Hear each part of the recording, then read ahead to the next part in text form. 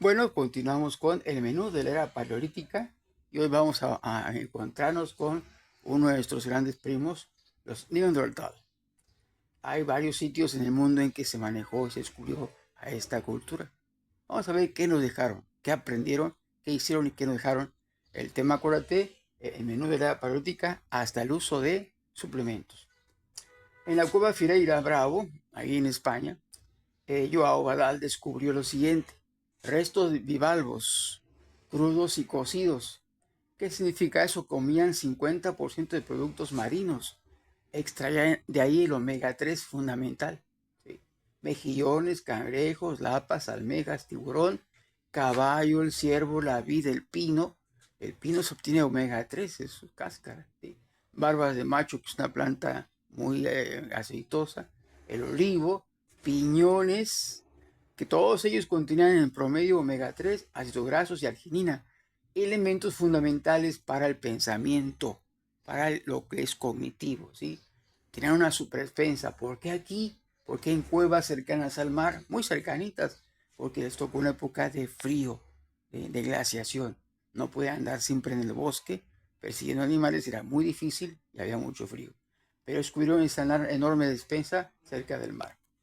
Laura Bainés descubre en Pensilvania lo siguiente: al analizar los restos, descubrió en el barro dental de sus cadáveres, de sus huesos fósiles, ADN.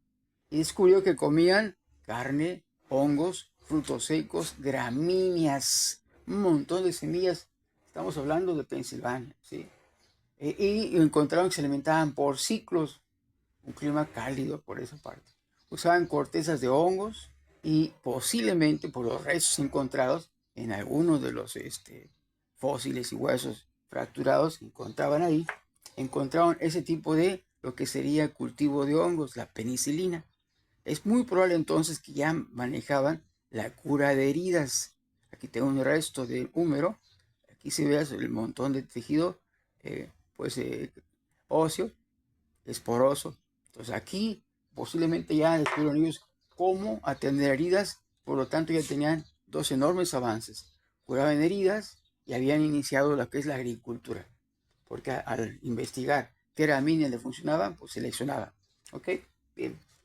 O a Susan, en Jordania, descubre granos de cebada carbonizada. Acuérdate que ya manejaban el fuego, ¿sí? Desde el Homo habilis. La actividad nueva que ellos descubren, por lo que se conocen sus fósiles, descubren el manejo de cebada y otras semillas carbonizadas porque estaban manejando, por casualidad o por lo que tú quieras, el sabor. Descubrieron a dar sabor o descubrieron el sabor de las diferentes harinas. Había una selección ya de gramíneas entonces, muy específica por el sabor. Interesante. Amaya Aranda, ¿sí? Ella encuentra muestras con poros de tubérculos ya fosilizados, ¿sí? Piedras, junto a ellas piedras para moler, polidas, y suponemos que por golpes, polidas las piedras, había que macerar los tubérculos y combinarlos con otros elementos. Cuando lograron por accidente quizá, o por una decisión cognitiva, agregarle agua, crearon una masa, ¿sí? Posiblemente ellos empezaron a crear el pan. Y cuando agregaron agua, ¿sí? Y se agregó un poco de fuego, pues el pan se coció. Así nació el pan, es lo más seguro. Esa cuestión de haber iniciado todas esas características y selección de semillas, pues son indicios de una incipiente agricultura. También descubrieron harinas de cereales, tubérculos, cáscaras, y obviamente ya concretaban su descubrimiento en el pan. ¿Por qué? Porque se nota en los restos que encontramos ahí cómo amasaban, manejaban porciones para obtener ahora, aparte del pan, la textura y el sabor de ese pan. Entonces fíjate, esta especie neandertal fue capaz de seleccionar semillas, tubérculos, combinarlos con lo que tenían en ese momento, crear agua y el fuego, y crear sabor, textura y un elemento nuevo que es el pan. Y posiblemente con el tiempo decidieron iniciar lo que hoy conocemos como agricultura. Pero bueno, comer no solo fue un hecho para sobrevivir. Esto es seguro, claro, influyó el comer en la evolución futura de esas especies. La pregunta es, ¿lo que hoy comemos va a influir en la evolución futura de nuestra especie? La respuesta es sí. El cómo, pues está complicado explicar. Bueno, África, en África lábiles, erectus en África, Neandertal en España, ¿qué nos dejaron? La carne, la grasa, como alimento excepcional para el cerebro, que significó mayor capacidad cognitiva. El sabor, manejaron las texturas, empezaron a combinar, a crear, a seleccionar diferentes polvos de harinas para crear lo que sería el pan. Agregado al fuego, mejoró la digestión de todo tipo de alimento, en este caso el pan, en el caso anterior, pues la carne.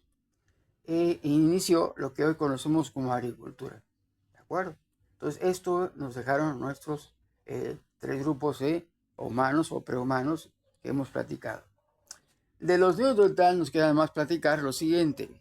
Esperanza de vida de 40 años. Vivían más que las otras dos grupos de humanos. Su altura de 1.70 metros era más bajitos que el Homo erectus, pero eran más fuertes, robustos y musculosos. ¿Sí? Porque la razón fue climática. Se evolucionaron y adaptaron a la era glacial en que estaban viviendo. ¿De acuerdo?